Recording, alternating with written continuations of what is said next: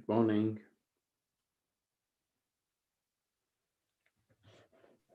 Hi, good morning. How are you? Good morning. I'm fine. What about yourself? Awesome. Good morning, Raina. Good morning, Kunal. How are you? Looking fresh. How are you? Badya. Can you please make David co-host? I have made you the co-host, okay? David को भी please बना दीजिए. David को भी बना देते हैं.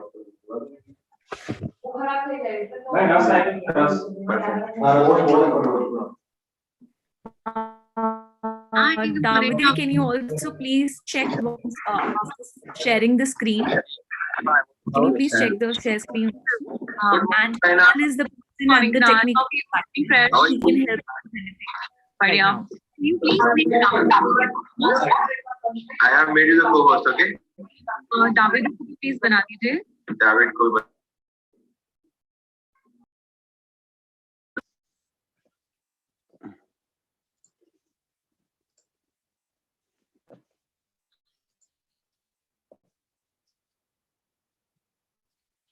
Yes, I'm doing right now.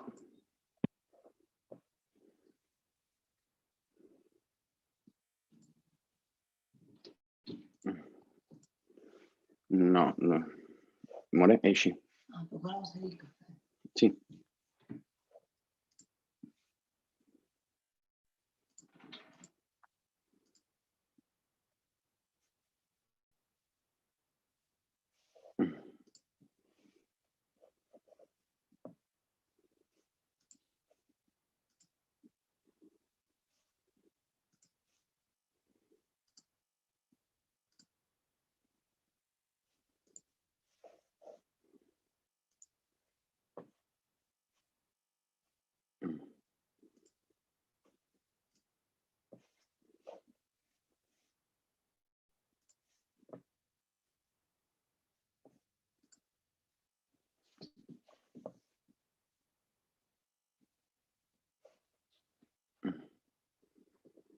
Raina, have you seen when I was sharing the screen, everything was fine?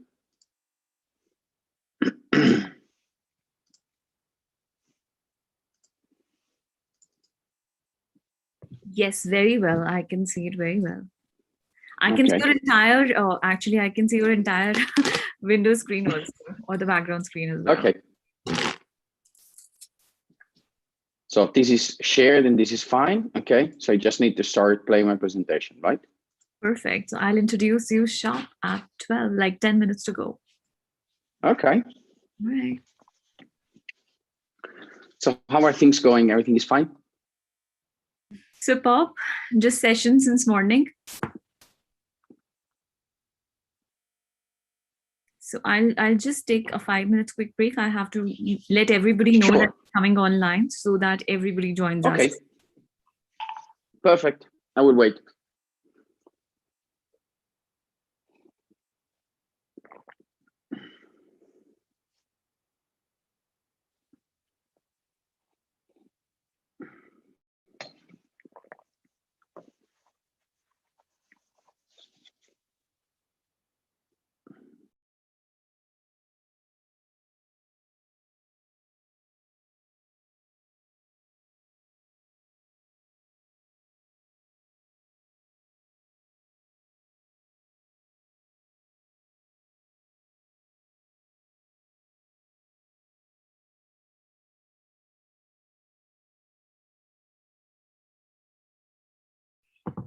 So Davide, one of my beautiful co-hosts, Niharika, is also there. I thought I'll take this time to introduce her also with you. So Davide is actually from Italy, and he's going to give us an amazing presentation about the entire episode. And he wants people from India or anybody who wants to do business over there. So he helps entirely in the entire situation. So Davide, she's Niharika from my own region. Hi. She's an excellent compare. Nice to meet you. Nice to meet you too. Nice to meet you too. Thank you, Rena. One of those rare times I can say thank you for the lovely introduction. Rena and I have worked together on other events as well. So Okay. to collaborate for this one too. This was a great event, wasn't it? Yes. Quite tough to be organized, I guess. Well, yeah, so virtual events have their own challenges because there's too much of coordination Mhm. and, too many things need to be taken care of. It's easier maybe in a physical setup because everybody is in the same place. Here, everybody is different. Okay. Everybody is in a different place. Yeah, and then maybe you find people like me which are not, so comfortable with using Zoom and kind of stuff, although I was supposed to, but I'm not that comfortable. Well, I made some some Don't worry, it's trials doing with absolutely Rain. brilliant. So not to worry at all. And Okay. by the way, guys, we are live on YouTube.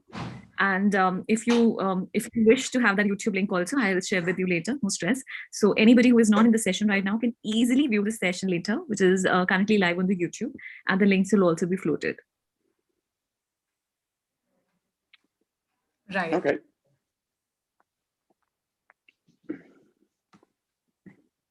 So you're going to be talking about business opportunities in Europe, is it? The entire event.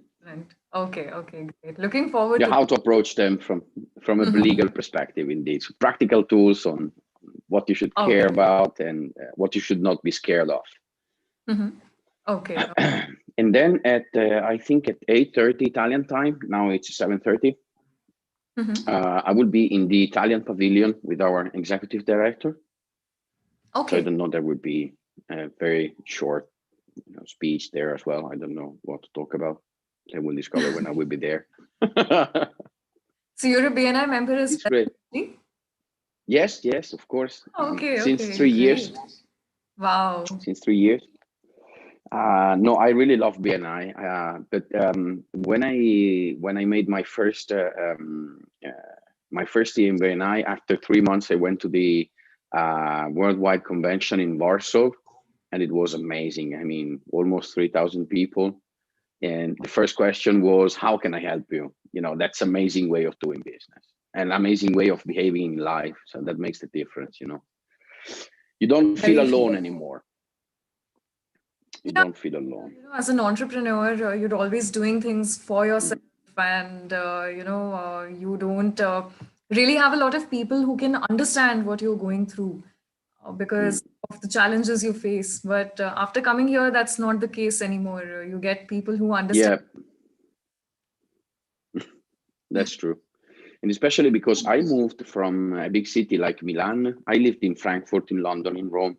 Last city before arriving in Friuli, Venezia Giulia, where I currently live and where my main office was Milan, which is still a big city.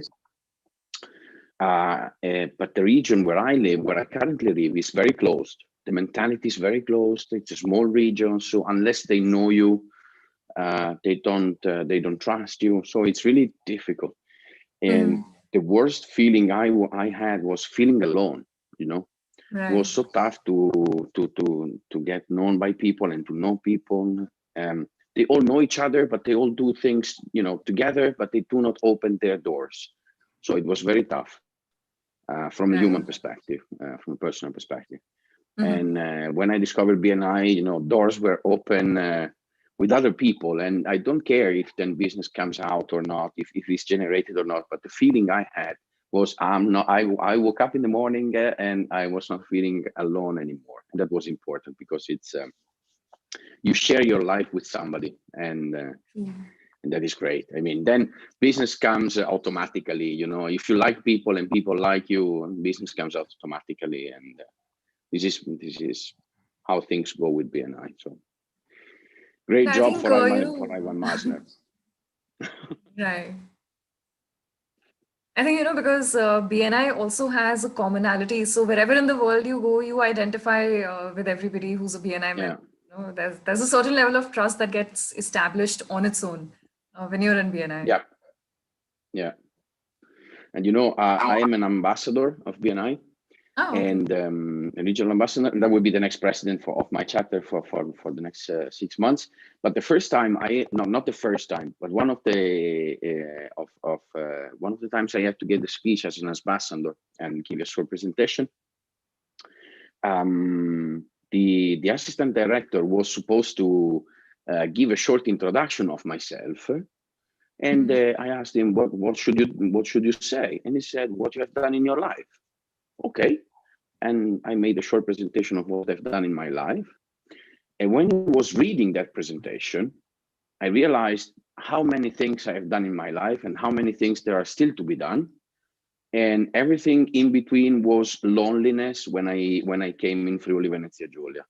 So I know I started crying during that BNI session. It was amazing.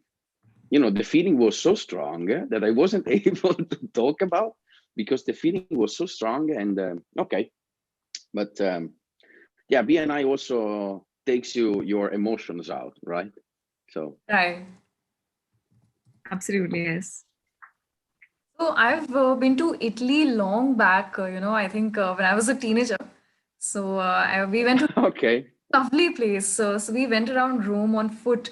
That's the best part about the city, that you can Yeah. you can travel from one spot. I was having a one-to-one with him for this Yeah. session, and I told him I was missing actually Italy a lot. I've been there a lot of times, and we have done events over there. It's a beautiful place, and I think he lives towards, the east side. East side, right? Correct. Close to Venice, less than 100 kilometers from Venice. Yeah, I remember. Yeah. So whenever we are there on the next time, definitely we are going to have a live one soon. Sure, you will be more than welcome.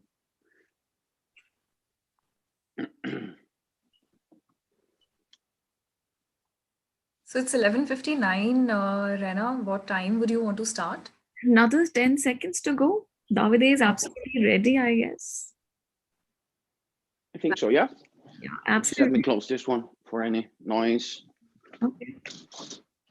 I'm connected from my house. We are in a red zone, so we are not supposed to move unless we have strict working reasons to move. So there are police controls. So this is the best utilization of your time, getting the BNI members know about the entire options that we can have to merge with Europe. Okay, so good morning, everybody, and welcome to Connect 21. We have with us an amazing speaker coming directly from Italy, Davide. He's an international business lawyer admitted to the Italian bar, specialized in corporate and commercial law. He has a wide experience in M&A transactions, both domestic and cross-border, and in contractual drafting. Davide worked for more than 15 years with the two major independent Italian law firms, counting more than 400 lawyers each, and for two of the major international firms worldwide.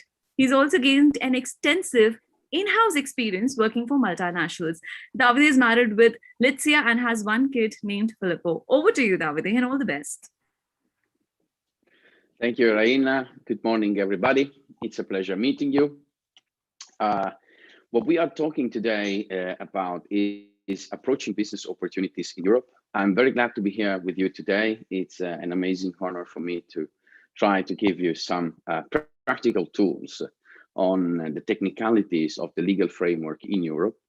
You know that we are a big country, but each of our member state has its own rules.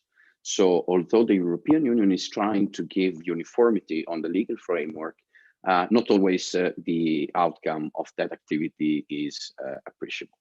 So the summary of contents for today is main investment structure, financial and legal due diligence, standard kickoff documents, commercial agreements, joint venture, equity investment, and last but not least, governing law and jurisdiction.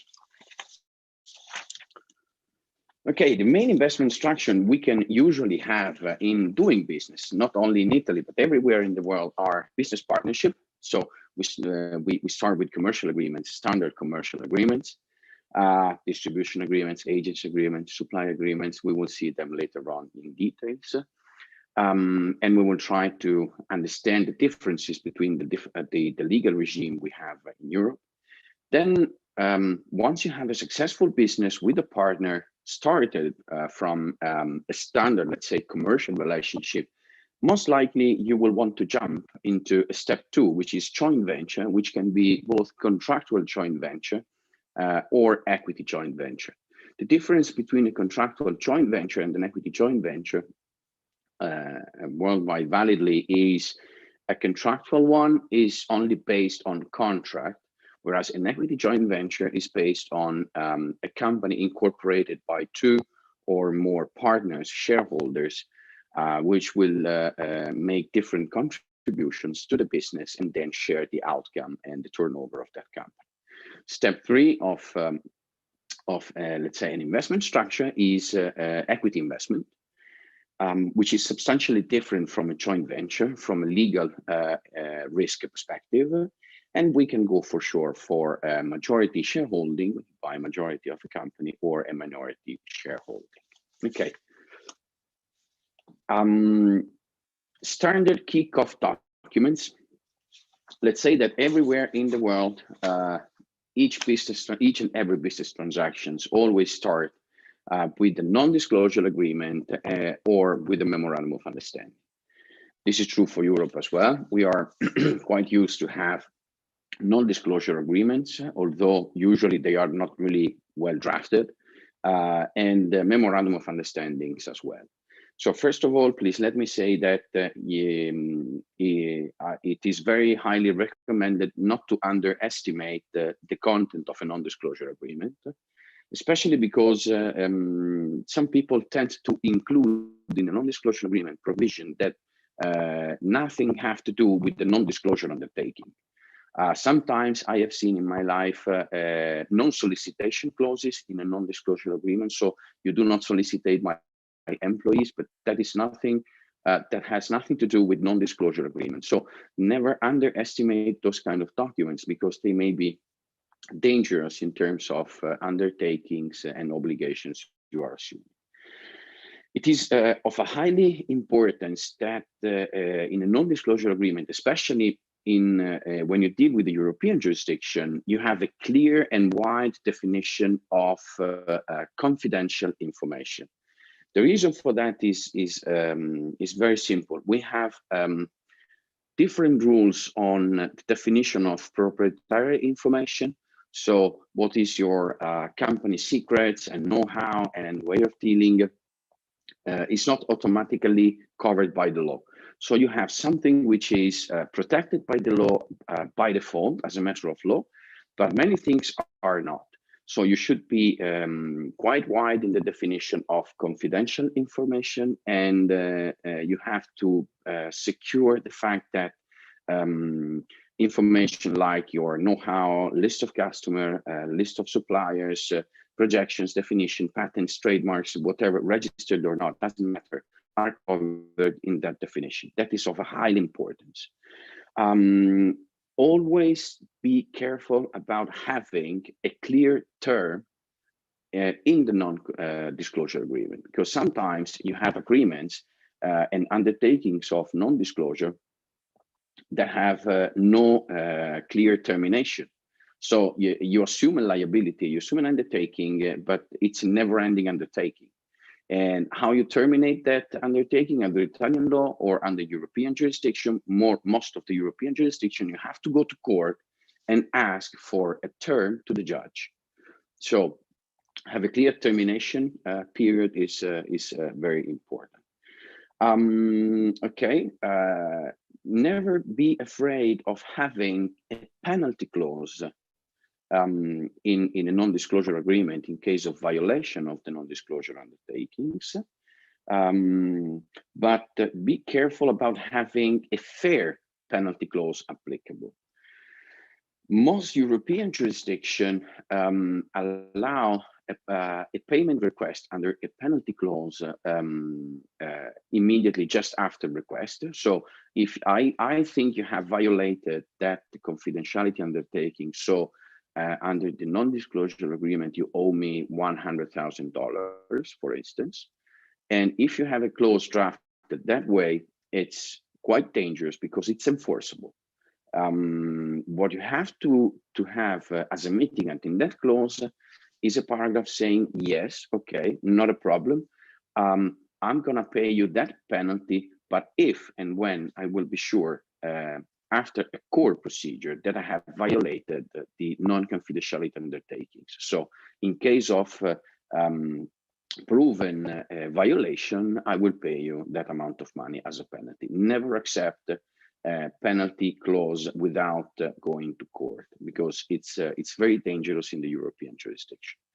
When we deal with the memorandum of understanding, of course, it's a standard document, and most of the times it contains binding clauses and non-binding clauses. We can define it as your roadmap to a commercial partnership or transaction. But please bear in mind that under French law, Italian law, German law, Spanish law, if you violate the content of a memorandum of understanding, you may incur in what it is called pre-contractual liability. So if you just jump out of the table without cause, and if you interrupt the negotiations and discussions in bad faith or without cause, you may incur in pre-contractual liability, and damages to be restored under pre-contractual liability may be quite substantial. Of course, your counterparty should go to court and prove to have suffered the damage from your behavior, but of course that is always possible. And never underestimate when you deal with European partners or potential partners the importance of commercial correspondence. Okay. Because when you say something like, okay, I'm selling you these goods for X price, and the other party is saying, okay, I do accept, I'm prepared to pay you X amount of money for those goods. Under 9 out of 10 jurisdictions in Europe, you have a contract. You don't need to have a written contract. That's a contract, just commercial correspondence. So it's better for you to have a memorandum of understanding exploring the business opportunity rather than starting immediately exchanging correspondence, because that may be immediately a validly and enforceable contract. Okay, financial and legal due diligence. Very simple topic. Make your homework before starting a business partnership in Europe. In most of our jurisdictions, we have public sources from where you can gather useful information on your potential business partners.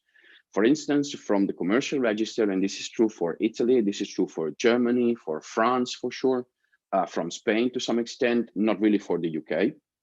Although UK with Brexit, I guess you know it's going out of Europe now, and this will become a problem to a certain extent. We have public sources where you can, for instance, download the last 3 balance sheet of your business partners. You can see its financial information, its banking situation. So you may see how your partner looks like. And this is very important when you have to deal with securing your payment obligation and other material rights, because you may have an extremely good partners potentially, but it may be a dangerous partner. So in many common law jurisdictions, those kind of information are not available. In the civil law jurisdiction like ours, these informations are available. For instance, in Italy, we have the commercial register. If you go to France, you have the court, the tribunal, where you can gather those information, and they are publicly available.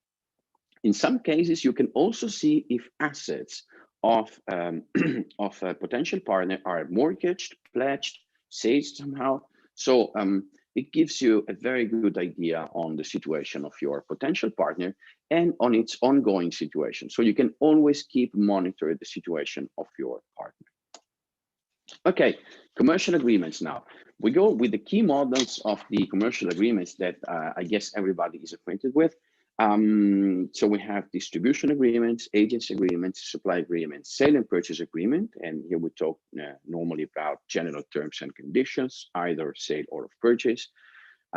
Engineering and procurement contracts, these are usually used for strategic assets, and intellectual property rights licensing agreement, which are becoming day by day more important than ever.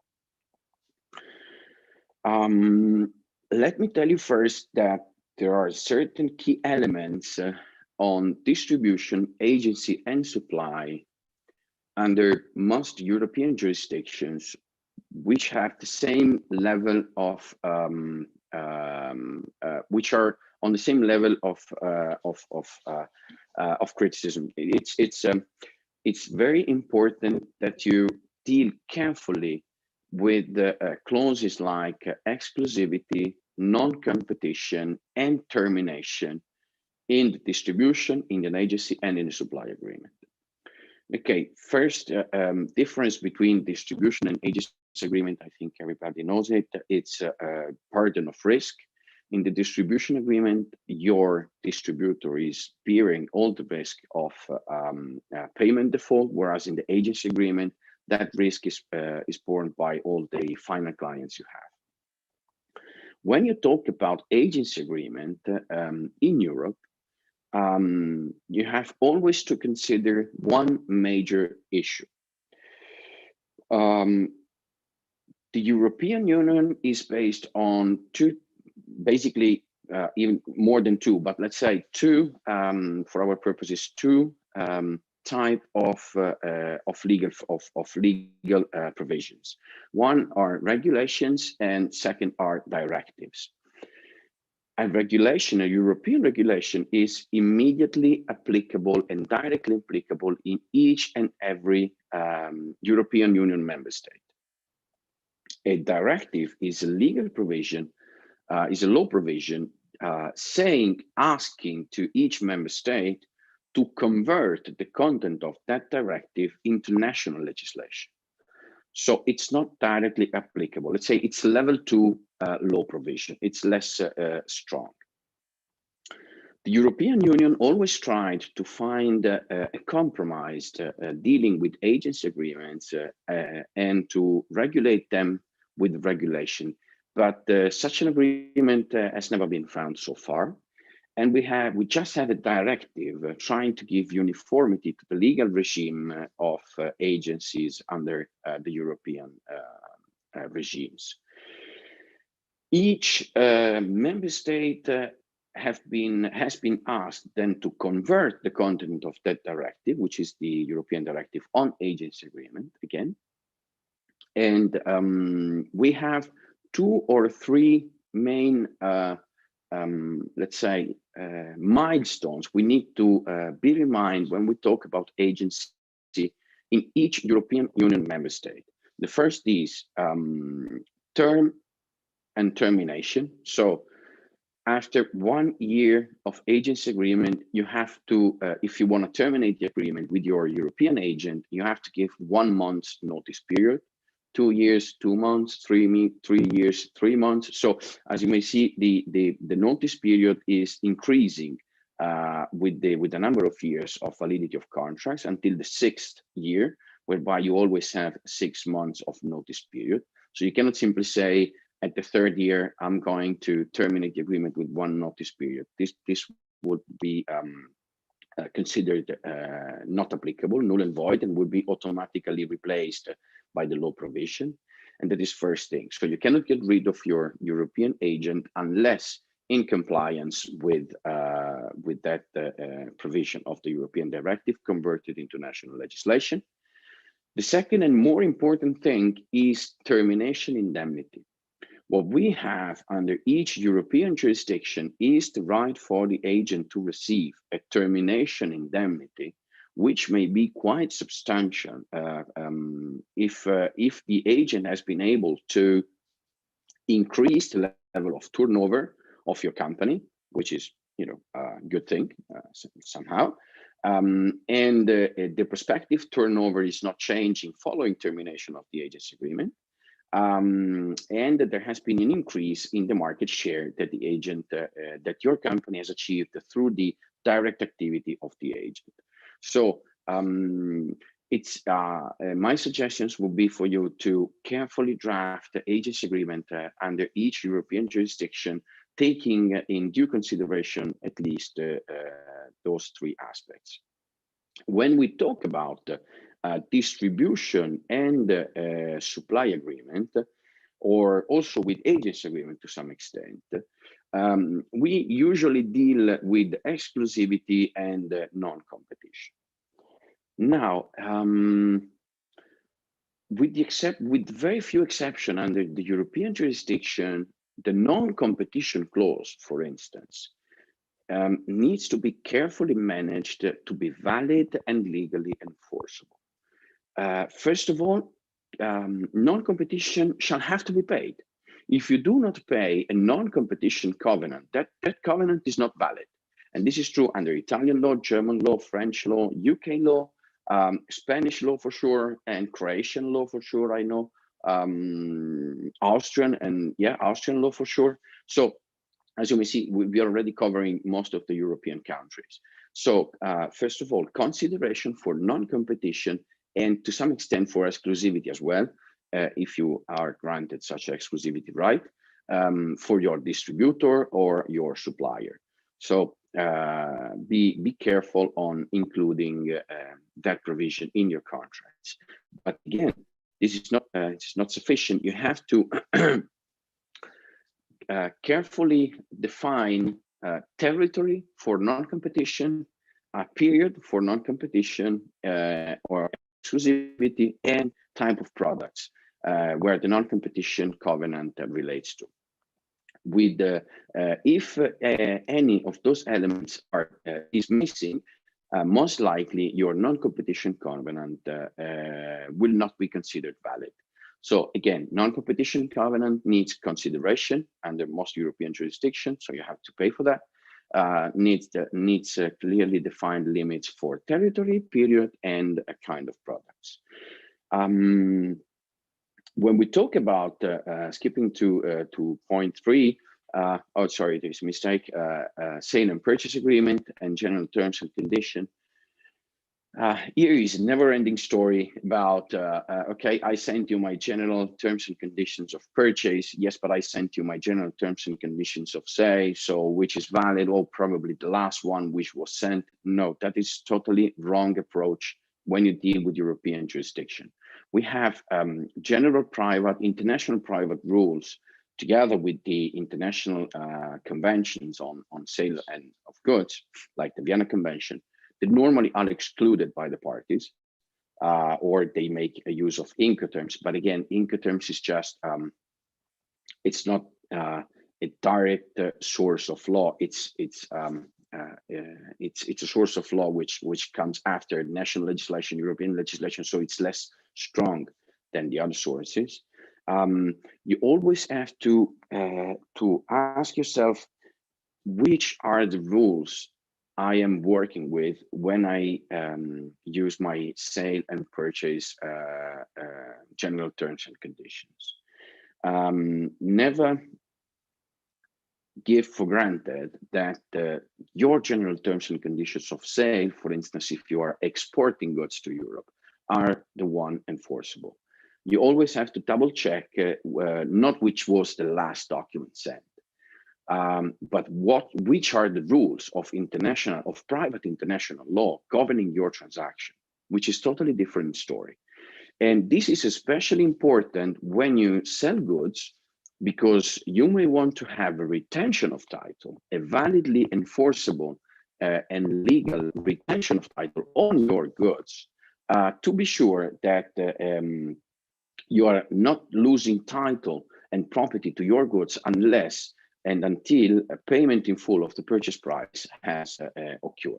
Okay, this is of extremely importance. So I was dealing once in the UK with one of my clients who had a previous lawyer, indeed, and the retention of title was not clearly, it was not so badly drafted, but for instance, my client did not have access to the premises of the counterparty.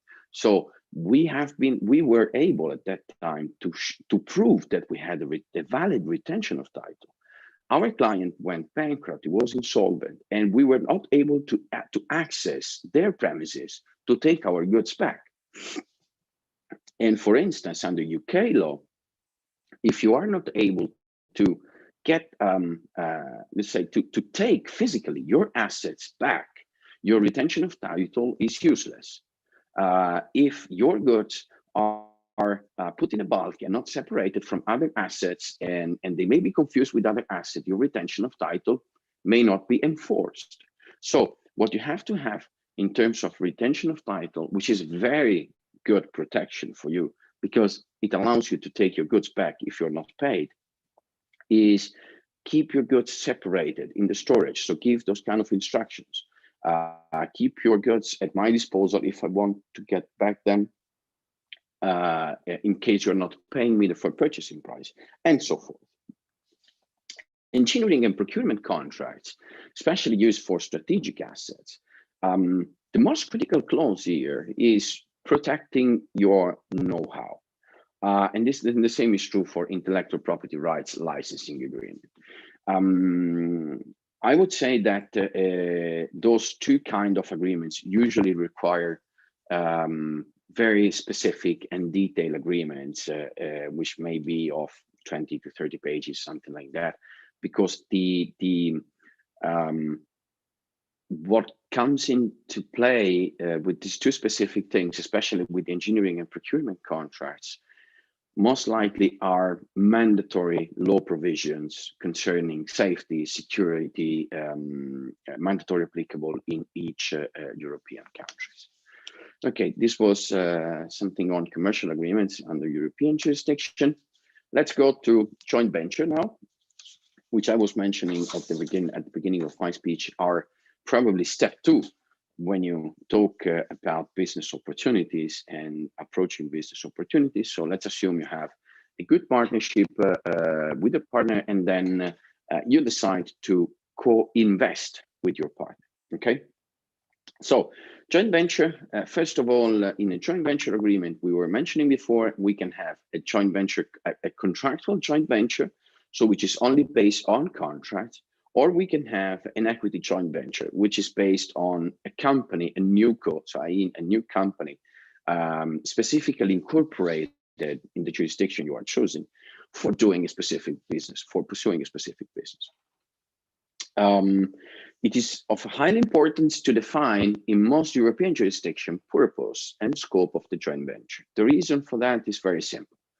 If the parties are able to define properly purpose and scope of the joint venture, but purpose of the joint venture cannot be achieved, scope of the joint venture is achieved, or parties are unable to achieve a specific purpose for any reason, or for instance, for a third-party reason, or for changing in a legal regime, what may happen is that you can have easy an exit strategy and jump out of the project, okay? And you can easily unwind your joint venture. Of course, it is important to define contributions of the parties, because when you clearly define the contribution, you define in terms of contribution in kind or contribution in cash, and what portion of the share capital of the joint venture company will be allotted to you. And it goes without saying that we jump to preliminary transaction structure definition, which is an important clause, because you joint venture agreement, regardless whether it would be a contractual joint venture or an equity joint venture, will pass through such a transaction structure. But most important clauses do refer to deadlock provisions, because you better than I do, it's quite common to start litigating with a partner, especially if you if two partners or shareholders start having a different view for their business. So deadlock provisions are those provisions aimed at solving conflicts between shareholders, and most likely in such a way whereby one of the two or one of the shareholders or two or more shareholders are exiting the company by selling their participations to the other shareholders. A common deadlock provision is called the Russian roulette clause, which is not valid in each European jurisdiction. And the Russian roulette clause is a clause pursuant to which one shareholder is making an offer in case of deadlocks, or in case of companies not able to decide on a general assembly meeting or on a board of directors meeting.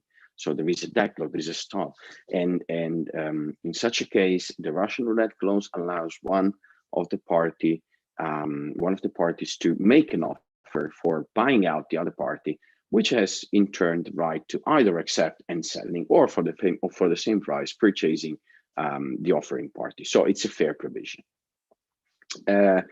You have to be careful because deadlock provisions are governed in very different ways under the European jurisdiction.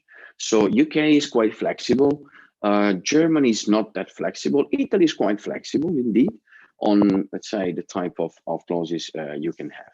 Exclusivity and non-competition, okay, I think it's quite standard, and then term and termination of the joint venture. And of course, it's important for you to mitigate consequences of termination. Equity joint venture versus equity investments, of course, legal risks are different because in an equity joint venture, you have a newly incorporated company, whereas in an equity investment, you're buying a company, which may bring along liabilities and obligations previously accrued. It's faster, cheaper, and less aggressive approach in the equity joint venture because you're not going to an entrepreneur saying, okay, I'm going to buy your company. You're going to an entrepreneur and telling him, okay, why don't we do business together? Which is a totally different approach. It's faster because you don't have to make a due diligence, and it's probably cheaper because your investment will be lower than buying out a company. And the unwinding procedure is for sure more flexible. If the business is not successful, you can easily unwind something newly incorporated rather than unwinding something which existing since a long time. Share purchase agreements and investment agreement. Now we talk about our last topics somehow. We are almost coming to the end. This is equity investment, which is the third step. So commercial agreements, joint venture, and then you decide to clearly invest in one of the European jurisdictions, but this is true everywhere in the world. Important things are defining purchase price formula and purchase price adjustment. Under Italian law, for instance, under French law and German law, the purchase price adjustment is very much important. There are clauses which are considered, although usually applied, for instance, in the US or in UK, are not considered valid. Conditions precedent, then we can skip it. Most important things are representations and warranties. And this is quite different from each jurisdiction, what you can ask and what you can achieve. But representations and warranties do concern, I have made my balance sheet in a true, correct, and fair way. I don't have any litigation. These are my assets. These are my employees, and so forth. Of course, if your counterparty, the selling party, is violating any of those reps and warranties, you have title to an indemnification obligation. It goes without saying that you have strict non-competition covenants if you buy a company. So if you are a shareholder of the company, or if you sit in a board of directors, you have non-competition covenant by default, which are governed by the law, and consequences for violation of those non-competition covenants may be quite tough. Again, it makes sense to have to choose an applicable law and a dispute resolution clause coherent with the law geographically with the law of the company you are purchasing, or this is same is true for the joint venture you are incorporating. When you buy a company, one thing you cannot avoid is, if you have a shareholders agreement. We will deal with, of course, minority versus majority protections, right, and super majority or highly qualified majority clauses too, and you will have it in point number 4, qualified majority mechanism to approve material strategic decisions. And this is true both for general meetings and board of directors. You have to pay attention to have compliant your shareholders agreement with the provisions contained in the bylaws of your companies. And you have to secure the alignment, point 6, of provisions contained in the share purchase agreement and the shareholders agreement. But especially never underestimate the bylaws of the companies, because provisions contained in the bylaws of the company prevail over provisions contained, and this is true all over Europe, in the prevail over the provisions contained in the shareholders agreement. Last slide, which I think is the most important one. governing law and jurisdiction. The message I would like to pass you today is the following. Always think about the right choice when you talk about governing law and jurisdiction. My suggestion as a business lawyer is turn against your counterpart to its own rules. If he's comfortable in applying German law, let him apply in German law. Don't be afraid about foreign legislation, because European Union has, for instance, very good legislation. Some exception with the Eastern countries, which still are developing, but they have a good level already. But again, if I should litigate with somebody, and I know that I run the risk to start the litigation, I would be willing to litigate at his place according to his own rules. And I would choose the best place for litigation to enforce my rights in its own jurisdiction. Example, if you sell goods from India to Europe, your main right will be recover your money, right? So if that is true, what you have to do is to make your counterparty feeling that you are there, that you are physically there, not cross the ocean, okay? So he has to understand that you can reach him at any time, and that you can recover your money at any time, and that you can play with his own rules without any fear. And it will be much easier for you to enforce your rights in Italy, for instance, if you have an Italian debtor. Because if you go to court and you win the case, you will take 1 week to enforce your right by pledging his assets, mortgaging its facilities, even on a conservative way. So it will be much stronger for you as an action rather than litigating in India or litigating in China or in Russia. Because if you win there, then you have to come here anyhow to enforce your rights, okay? So my suggestion for you is don't be afraid of choosing foreign legislation and foreign jurisdiction. In most of the cases, it will be much easier for you to enforce your rights. I think I'm done for today. I hope I have been able to give you some clear messages and some practical tools, although it was not easy on 35 minutes to do that, but I leave it there. And I thank you for your attention. It was, the nitty-gritties was so important for us all to know, so that, you know, it makes things easier for us, the members in India who would like to venture to Europe. So thank you for this amazing session. Niharika has some couple of questions for you. So Niharika, over to you. Thank you, Rena, and thank you, Davide, for that wonderful presentation. I think it simplified a lot of concepts and a lot of stuff for all of us. And it so wonderfully took out the fear that we may have from going abroad and from doing business in Europe, you know, so thank you for that. So my first question to you would be, just as a general question, what do you believe is a good contract? What are the elements of a good contract? Well, that's really a tough question indeed. Elements of a good contract, it really depends on the jurisdiction where you have to deal with.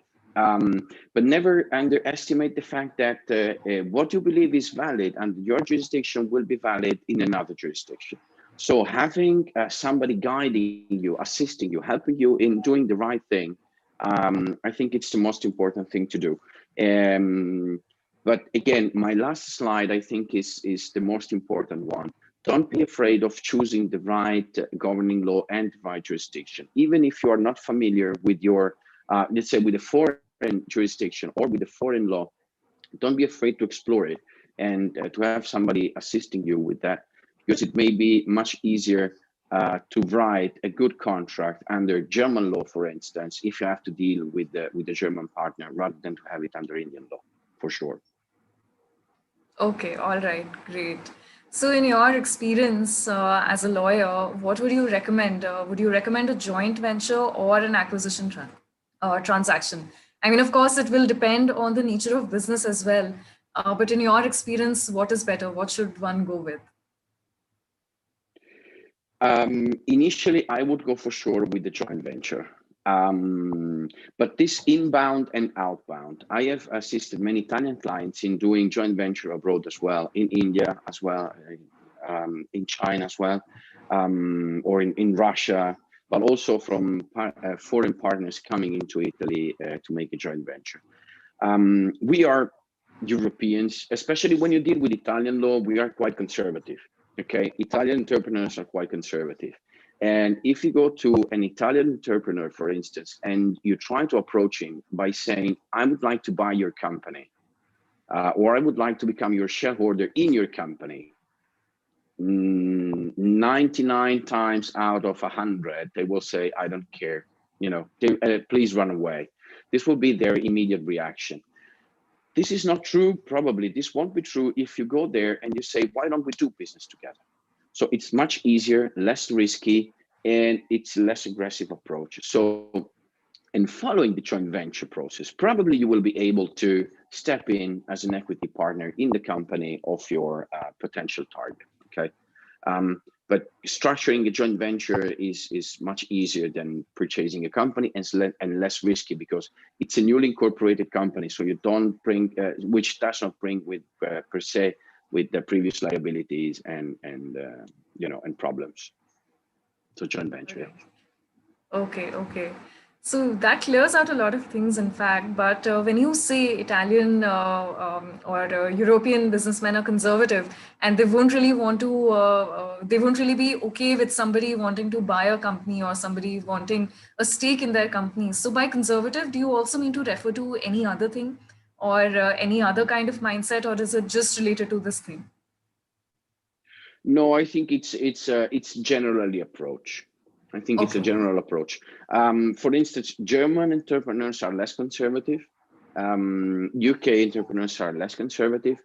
I think when you talk with Italian and French entrepreneurs, they are conservative. Yes, for sure.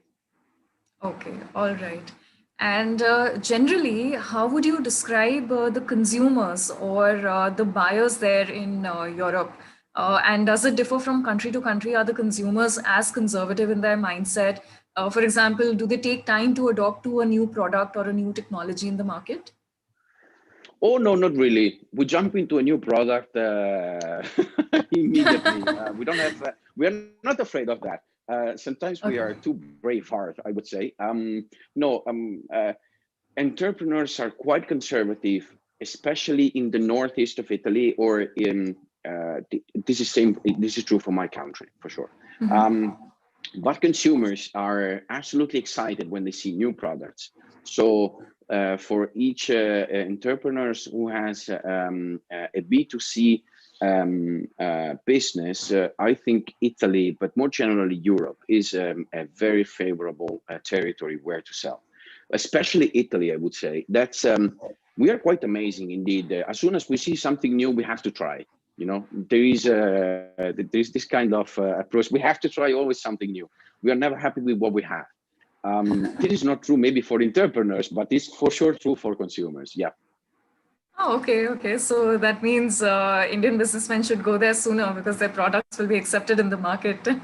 But oh yeah, definitely, yeah. Let me just have a fun one remark on this. We have a very strict consumer protection legislation. Okay. European Union, but in Italy we have, for instance, very strict consumer protection legislation. So you have to consider that on a B2B transaction, you would not have to include, for instance, in the contract specific provisions that you have to include in a B2C contract. Even with online sale, it's quite a special regime. Consumers are very highly protected since the end of the 70s in Italy. Yeah. Okay. All right. So I do have some more questions, but I think Rena, are we out of time? Okay, no. All right. So I think I can ask. We can ask questions right now. We have thankfully time. Okay. All right. Great. So I just want to know a little more about you. So how many lawyers presently work with your team?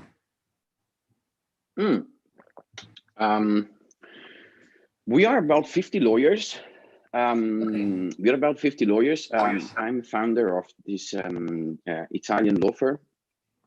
I was coming out from the major independent Italian law firms when I moved to Friuli Venezia Giulia, which is in the northeast of Italy, which is a nice place to live, by the way, because we are 40 minutes driving from the seaside and 40 minutes driving from the mountains to go skiing. So it's a nice place.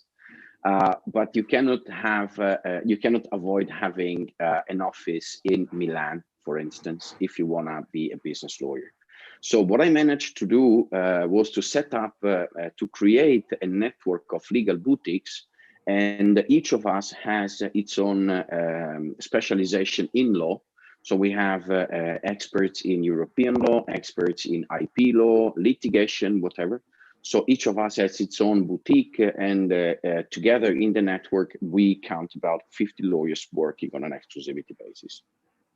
And we have offices in Milan, Udine, Trieste, so all the major countries. And we have been able also to set up a major international partnership, network with best friends in terms of lawyers. Each of them coming out from the major independent or international law firms. So it's top quality assistance is a sort of must. I mean, this is what we try to pursue. Okay, wonderful, wonderful. So if anybody is looking to take their business abroad, or if anybody is looking to invest in Europe, what would be the best industry to consider for them, or what would be, the best products to look at if somebody wants to take their business abroad? In Italy, for sure, would be on a business-to-business scenario, automotive. We are very strong in the automotive sector, manufacturing sector. Of course, in Italy, we have Ferrari, we have Lamborghini, we have Maserati, all names that everybody knows. And these are all located in what we call the Motor Valley. We have the Italian Motor Valley, which is close to Modena, Bologna, which is an amazing place to live. So all components for automotive are of extremely high importance. Manufacturing is highly important. And if you remember, we were talking about engineering and procurement contracts. So machineries as well. It goes without saying, luxury goods. If you want to export goods, luxury goods, this is what we do. If you have an investor, I would invest in the tourism sector for sure. Even as a matter of financial investment, it's especially right now when we are suffering some. Well, we are all experiencing a bad period, but we have. Of course, it will recover. But investment now in small, let's say, boutique restaurant or hotels or other kind of structure for tourism will be a very smart idea. Very smart idea. And of course, you can probably leave local people to manage them, So that's important. You can have a co-host or co-manage of the structure. You can put ideas together. You can put financial efforts together. That is something. The tourism in Italy is not well. We have such great places, but we do not use them enough. Okay, and we are not able to do that. We are Italian. We are a bit lazy. Okay, this is what we are. But if some people come with idea and with some money in the pocket to invest, I think it would be the greatest investments of ever. Yeah. Fantastic. So apart from automotive, people who are in the tourism sector here in BNI India, or people who are looking to start a cafe or something like that, I think now's your time, now's your opportunity. I hope you this and I hope you make full use of that opportunity. So I think, Rena, over to you now.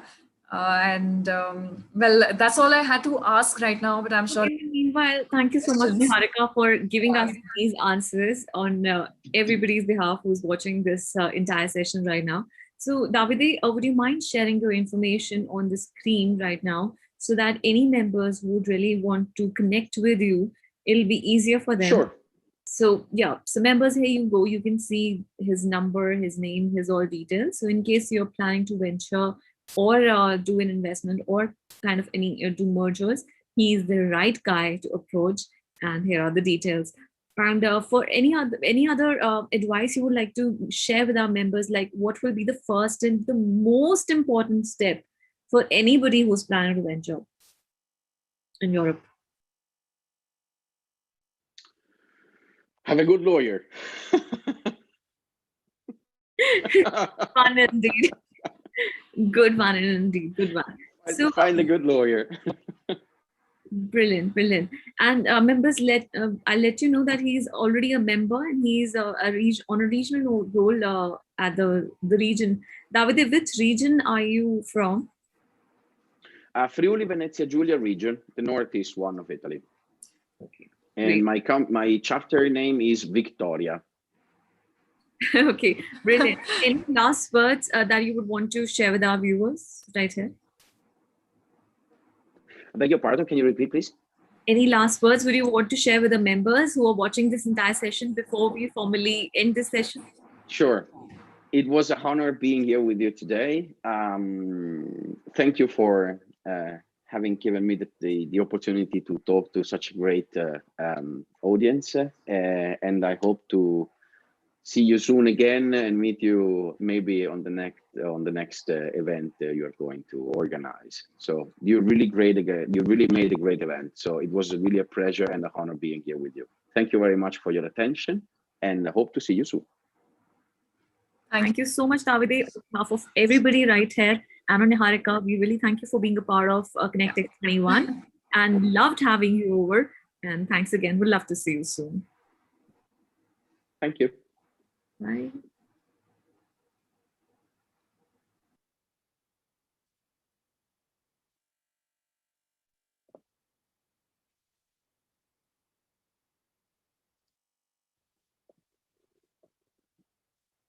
Okay.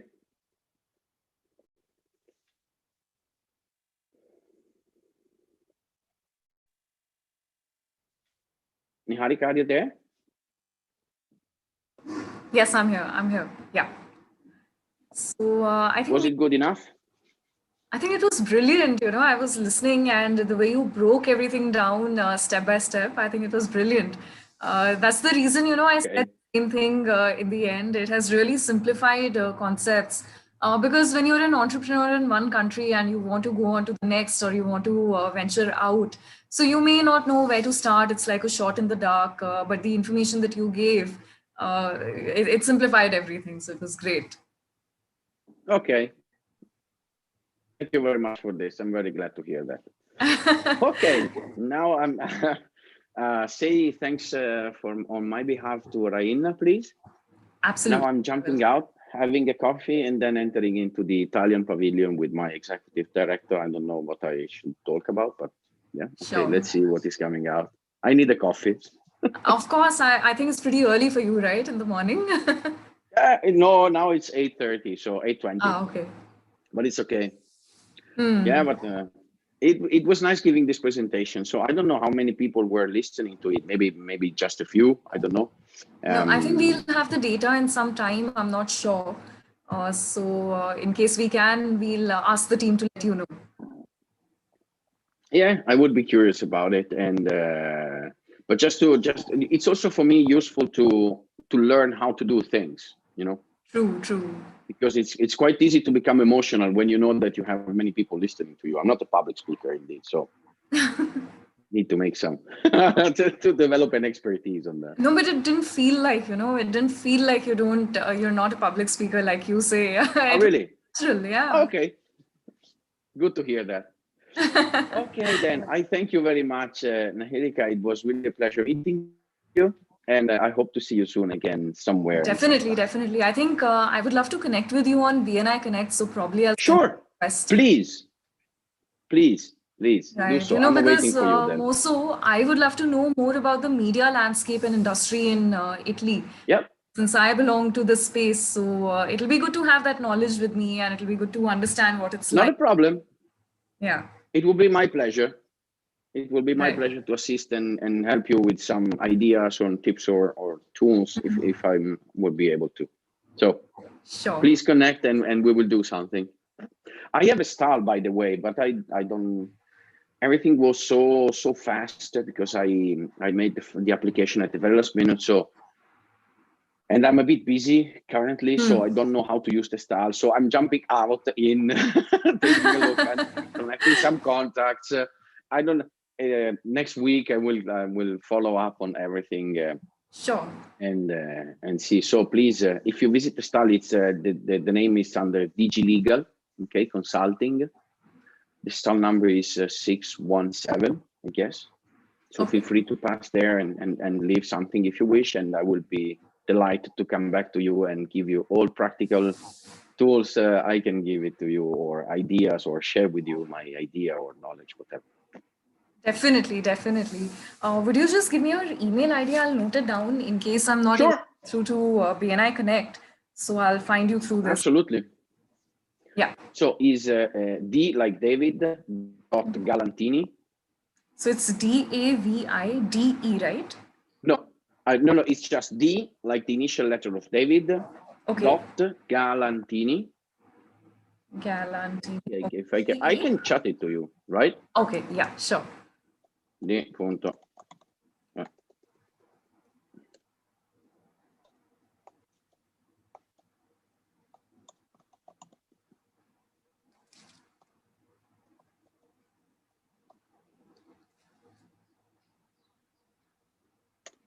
Okay. Got it. All right then, okay. I leave you also my phone number for any convenience if you need. Sure. 0039 39. So do you use WhatsApp? Yeah, sure. Oh, okay.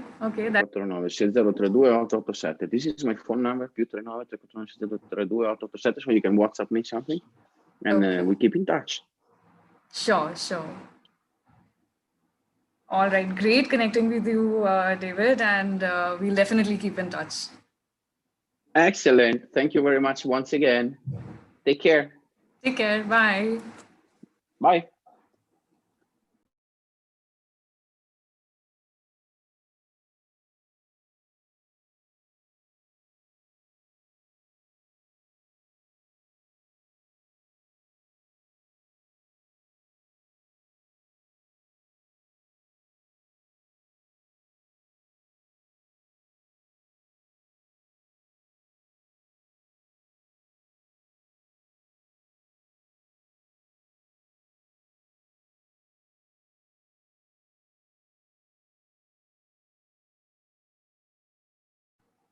So you can end the meeting. This is a message for the host. If the host is listening to me, you can end the meeting now.